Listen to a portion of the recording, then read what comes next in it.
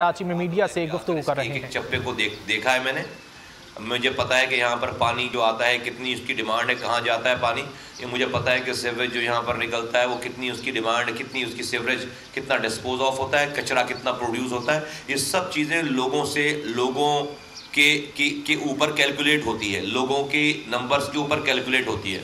ہمیں پتہ ہے کہ شہر میں ٹرانسپورٹ کی کتنی ضرورت ہے، کتنے نمبرز آف بسز کی ضرورت ہے، یہ سب چیزیں مردم شماری کے اوپر کیلکولیٹ ہوتی ہے۔ اسپتالوں کی ضرورت کتنی ہے، اسکولوں کی ضرورت کتنی ہے، یہ سب چیزیں جو ہے وہ جو کیلکولیٹ ہوتی ہے وہ لوگوں کے نمبرز کے اوپر، لوگوں کی پاپولیشن کے اوپر کیلکولیٹ ہوتی ہے۔ ہم نے کبھی بھی، میں نے اپنے زمانے میں کوئی بھی ایسا پروجیکٹ نہیں بنایا جو کہ میں نے سرکاری اعداد و شمار یا سرکاری نمبرز کو دیکھ کر اس کے اوپر فیزیبلٹی بنائی ہو۔ میں نے ہمیشہ ایکچول جو کہ نان سرکاری اعداد و شمار تھے، جو کہ نان سرکاری نمبرز آف لوگ رہتے تھے، اس کے حساب سے ہم نے سڑکیں بنائی ہیں، اس کو کتنی چوڑی ہونی چاہیے وہ سڑک، برج کتنے چوڑے ہونے چاہیے، کتنے لینز ہونے چاہیے اس کے اندر۔ یہ اگر میں سرکاری پیپر کو دیکھ کر اگر بناؤں تو ایک لائن کے برج بناؤں میں، ہو سکتا ہے ہمارے بعض والوں نے یہی کیا کہ جو آج تباہ برباد سارا کچھ ہو گیا ہے۔ ہم نے ہمیشہ ایکچول جو نمبرز ہیں، جو ان آفیشیل نمبرز ہیں، ہم نے اس کو سامنے رکھا اور یہ چیزیں بنائی۔ تو اس وقت ایسی کوئی آفت نہیں آئی بھی تھی کہ پاکستان پی ٹی آئی کی گورنمنٹ جو ہے وہ پاکستان تحریک انصاف کی گورنمنٹ اس وقت کوئی ایک کام ٹھیک نہیں کر رہی، اس کو اس والے کام کو کرنے کی کوئی ضرورت نہیں تھی۔ ایک ڈسپیوٹڈ، ایک متنازع مردم شماری شیلف میں پڑی ہوئی تھی، وہ چیز اس کو پڑی رہنے دیتے اور اس کے اوپر جو سب سے پہلا کام کرتے، جو کہ آئین میں لکھا ہے، قانون میں لکھا ہے کہ مردم شماری جب بھی مردم شماری کی جائے گی اس کا 5% آڈٹ ہوگا، اس کا 5% آڈٹ ہوگا۔ تو وہ آڈٹ پہلے کرواتے اور اس کے بعد اس آڈٹ رپورٹ کے مطابق ان نمبرز کو آپ کو فائنلائز کرنا چاہیے تھا۔ رہی بات لوکل گورنمنٹ کے الیکشنز کی، تو لوکل گورنمنٹ کے الیکشنز بھی اس مردم شماری کے بغیر ویسے ہی ہو سکتے تھے جیسے 2018 کے الیکشن ہو چکے ہیں۔ یہ والی بات میں اس سے پہلے ایکسپلین کر چکا ہوں کہ ون ٹائم ایگریمنٹ کچھ ہو جاتا کہ 2018 میں جیسے الیکشنز ہوئے اس وقت بھی 2017 میں مردم شماری ہو چکی تھی، 2018 کے الیکشنز بھی ایک ارینجمنٹس کے تحت اسی مردم شماری کے رزلٹ کو مانے بغیر 2018 کے الیکشن ہو گئے تھے۔ تو اگر لوکل گورنمنٹ کے الیکشن کرانے ہیں، جو کہ مجھے نہیں لگتا حکومت کو کرانے لوکل گورنمنٹ کے الیکشن، اس لیے کہ اگر کرانے والی حکومت ہوتی تو 2.5 سالوں سے لوکل گورنمنٹ کو ختم کر کے نہیں بیٹھی ہوتی۔ پنجاب میں ختم کر دیا، بلوچستان میں ختم کر دیا، خیبر پختونخوا میں ختم کر دیا، اور یہاں کے وزیر اعلیٰ کو 6 مہینے سے کچھ نہیں کہہ رہے کہ بھائی آپ لوکل گورنمنٹ کے الیکشن کرائیں۔ پاکستان کی تاریخ ہمیشہ یہی رہی ہے لوکل گورنمنٹ کے بیسک ڈیموکریسی کے حوالے سے کہ ہمیشہ آمروں نے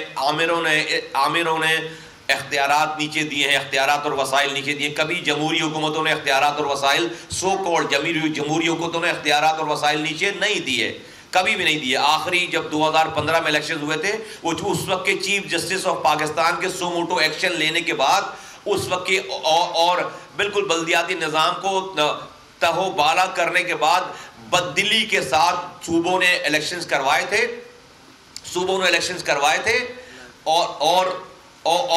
اور اس کے بعد سے لے کر اب تک جو ہے وہ کسی بھی جمہوری حکومت نے آج تک بلدیاتی نظام پاکستان میں نہیں دیا۔ یہ بڑی بدقسمتی ہے۔ جمہوریت کا راگ الاپنے والی جماعتیں جو کہ اپنے وزیر اعظم بننے کے لیے، اپنی وزیر بننے کے لیے، اپنے ایم پی بننے کے لیے تو پاکستان کے آئین کی بات ہر وقت کرتے رہتے ہیں کہ آئین میں یہ لکھا ہے، آئین میں وہ لکھا ہے۔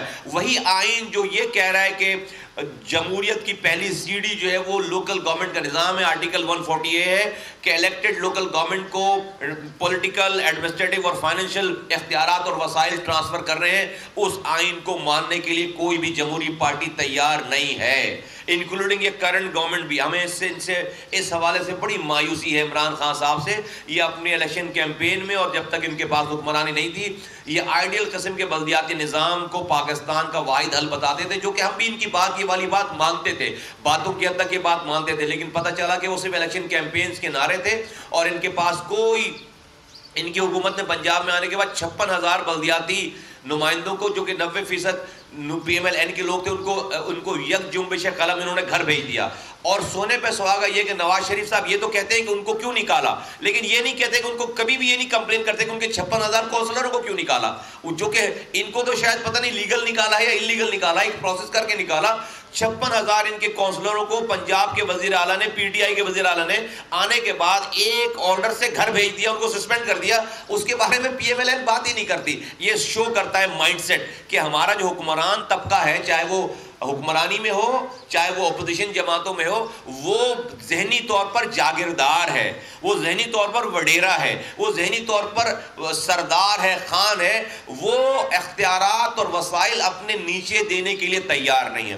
اسی مائنڈ سیٹ کے تحت آج بہت بڑا یہ المیہ ہے کہ پاکستان کی آبادی کو صحیح گننے کے لیے ہماری ریاست اور ہمارے حکمران تیار نہیں ہیں, اور اگر کہیں پر غلطی ہو گئی ہے اس غلطی کو بھی مہر لگا رہے ہیں. اور یہ مہر پچھلے 10 دن پہلے 15 دن پہلے پاکستان کی موجودہ سینٹرل کیبنٹ نے یہ مہر لگا دی کہ یہ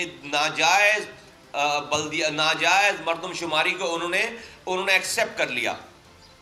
پاک سرزمین پارٹی اس بات کو سب سے پہلے اس نے اٹھائی, اس والی بات کو اٹھایا ہے, اور ہم آج حکمرانوں کو یہ بتانا چاہتے ہیں کہ ہم اس کے لیے ہر ممکن ہر اس حد کو کراس کریں گے کہ جب تک یہ صحیح کراچی کی گنتی پوری نہ کر لی جائے. کراچی کہیں سے بھی 1,60,00,000 لوگ نہیں رہتے. کراچی ہر حال میں 2.25 کروڑ سے 3 کروڑ لوگوں کا شہر ہے.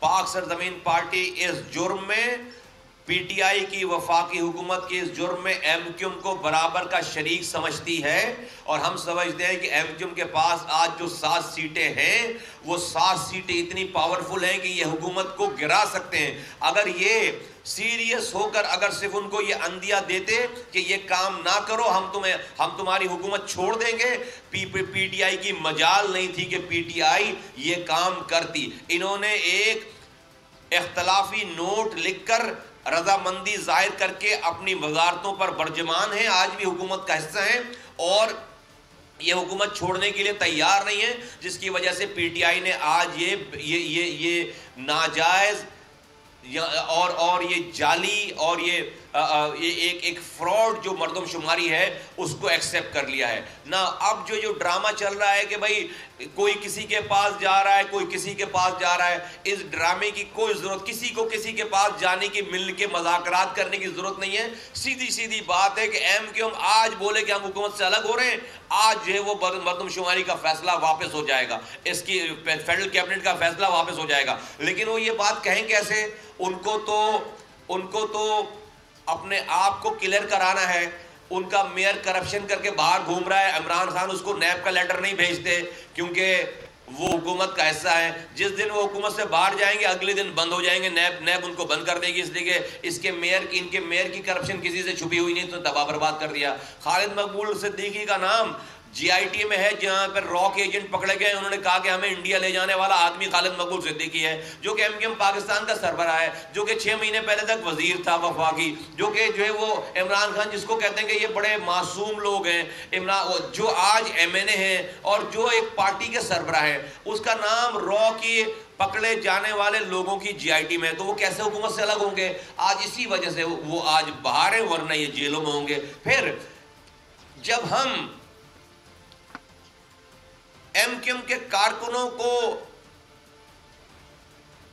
اپنے پاس جب ہمارے پاس آئے اور ہم نے بانگ دول کہا کہ اگر کسی سے کوئی غلطی ہوئی ہے ماضی میں تو اس کو ایک دفعہ معاف کرو, جس طرح سے آپ بلوچستان سے پہاڑوں سے اتار کر لوگوں کو آپ معاف کرتے ہو, آپ خیبر پختونخوا میں لوگوں کو معاف کرتے ہو. ہم دیکھتے ہیں کہ کور کمانڈر صاحب اور وزیر اعلیٰ صاحب ان کو پھولوں کا گلدستہ پیش کرتے ہیں. تو ہم نے آواز لگائی ببانگ دول کہ کراچی کے نوجوانوں کو بھی ایک دفعہ معاف کرو. اور ہماری کچھ بات ریاست نے مانی, کچھ بات ہماری ریاست نے نہیں مانی. لیکن ہمارے پاس جب لوگ آئے ہیں, جب ہمارے پاس لوگ آئے ہیں MQM سے نکل کر, کارکنان آئے ہیں, تو MQM نے یہ واویلا مچایا کہ PSP نے ڈرائی کلین مشین لگا رکھی ہے, ڈرائی کلین کر رہی ہے, لانڈری لگا رکھی ہے. PSP جو ہے وہ ڈرائی کلین مشین لگا رکھی ہے PSP نے. ہم نے ایک دفعہ بھی یہ نہیں کہا کہ ہم فرشتوں پہ تبلیغ کرنے آئے ہیں. ہم نے یہ کہا کہ بھائی آپ کے پاس جب تک رہتا ہے بندہ جب تک وہ صاف ستھرا ہے، ہمارے پاس جب آتا ہے آپ کے پاس سے نکل کر تو گندا ہو جاتا ہے. تو پہلے ہم نے بار بار کہا کہ بھائی ہمیں ایک دفعہ اپنے گندے لوگوں کی لسٹ دے دو، ہم ان کو نہیں لیں گے. بھائی تمہارے پاس کتنے گندے لوگ ہیں، ایک دفعہ لسٹ دے دو، ہم نہیں لیں گے. آج تک لسٹ نہیں دی. جو ہمارے پاس آتا ہے وہ گندا ہو جاتا ہے. ہمارے پاس آنے والا کارکن اگر ڈرائی کلین ہو جائے تو بڑی تکلیف ہوتی ہے. اور یہ اپنے رہنماؤں کو، لیڈروں کو ڈرائی کلین کرا کرا کے ایک ایک کر کے ڈرائی کلین کر رہے ہیں، اس میں تکلیف نہیں ہو رہی. ہمیں خوشی ہے کہ ایم کیو ایم اپنے لوگوں کو ڈرائی کلین کرا رہی ہے، اس کو گندا نہیں چھوڑ رہی. ہم تو کہہ رہے ہیں بڑا زبردست کام ہے، لیکن صرف لیڈروں کو، رہنماؤں کو ڈرائی کلین مت کراؤ، کارکنوں کو بھی ڈرائی کلین کراؤ. بھائی کارکنوں کو بھی کلین کراؤ، کارکنوں کو بھی کسی لانڈری میں کراؤ. آپ سارے مذاکرات جن کے اوپر بڑے بڑے الزامات ہیں ان کو کلین کرنے کے لیے آپ سارے آپ مذاکرات کر رہے ہیں، ان کو کلین کرا رہے ہو. بڑے بڑے کیسز والے لوگ ڈرائی کلین ہو رہے ہیں، لانڈری لگا دی ہے. لیکن رہنماؤں کے لیے، کارکنوں کے لیے بھی کوئی مشین لگاؤ جہاں پہ کارکن، عام بیچارہ کارکن جنہوں نے آپ کے کہنے پہ کوئی غلط کام کر لیا ہوگا، اس کو بھی صاف کرواؤ. اس کو صاف نہیں کراتے. پاک سرزمین پارٹی نے کراچی کے نوجوانوں کو نیا رستہ دیا ہے. پاک سرزمین پارٹی نے کراچی کے نوجوانوں کو صحیح رستہ دکھایا ہے. آج اگر اس شہر میں ہے تو پاک سرزمین پارٹی کے کارکنوں کا اس میں بہت بڑا حصہ ہے.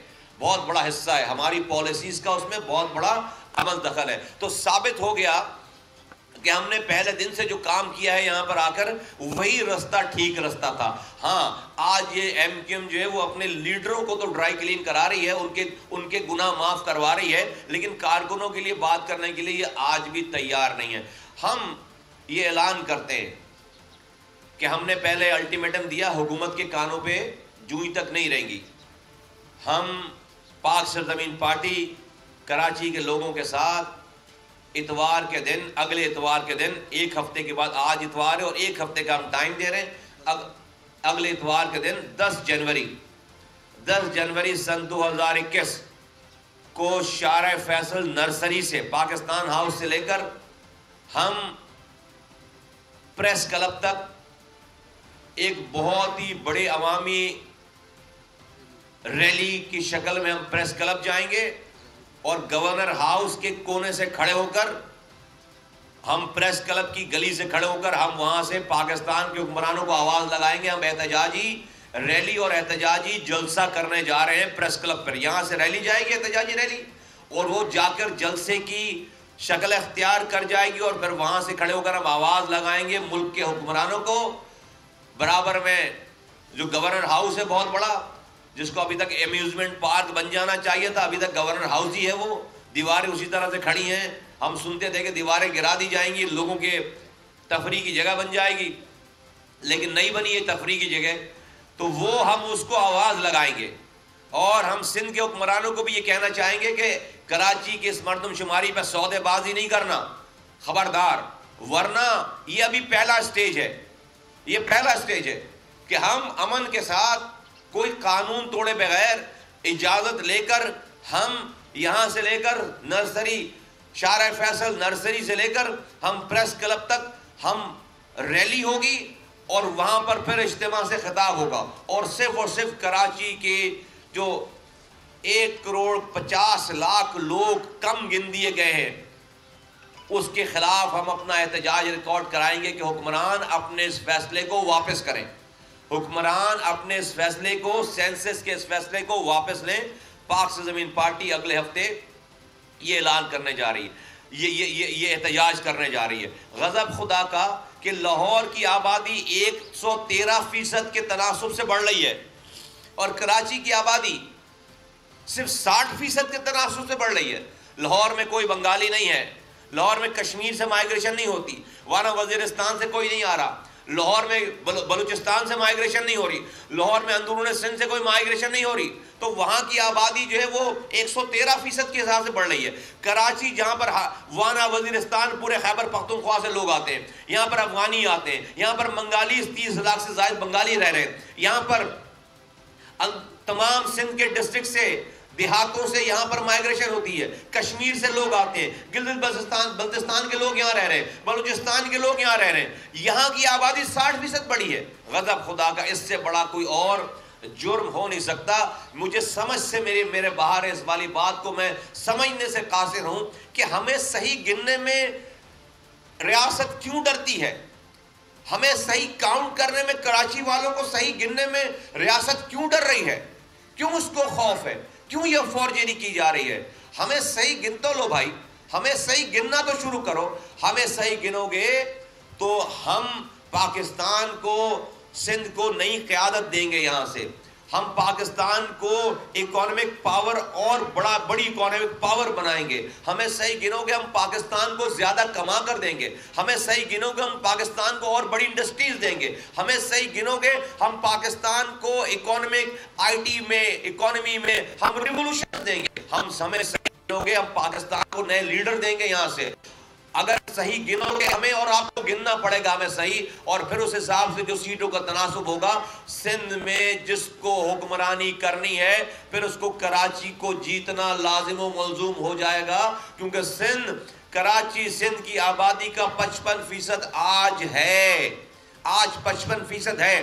جو کراچی جیتے گا وہ سندھ جیتے گا، اور کہ کوئی بھی پارٹی ہو، چاہے وہ موجودہ حکمران ہو، چاہے وہ آنے والے لوگ ہوں، کوئی نئے لوگ ہوں، ان کو کراچی کے لوگوں کی خدمت کر کے ان کے دلوں کو جیتنا ضروری ہوگا، شہروں کو جیتنا ضروری ہوگا، دلوں کو جیتنا ضروری ہوگا، جب جا کر وہ حکمران بن سکیں گے، ورنہ پھر وہ حکمران نہیں بن پائیں گے۔ اس لیے کہ جب آپ صحیح گنو گے تو اسی حساب سے پھر آپ سیٹوں کا تناسب کرو گے۔ اور میں اسی لیے کہتا ہوں کہ انشاءاللہ تعالی اس سندھ میں لکھ لو ہماری بات، آج نہیں تو کل انشاءاللہ تعالی یہ جو جاگیردارانہ وڈیرانہ سرمایہ دارانہ نظام ہے، جس کی جڑیں رولر بیس ہیں، کہ آپ دیہی علاقوں میں جا کر کوئی عام کیمپین نہیں کر سکتے۔ ایک عام آدمی آپ کی بات مانتا ہے، لیکن ووٹ والے دن اپنے جاگیردار کی، اپنے وڈیرے کی، اپنے سردار کی، اپنے خان کی بات مانتا ہے۔ کیوں؟ اگر وہ نہیں مانے گا تو اس کو جیلوں میں بند کر دیا جائے گا،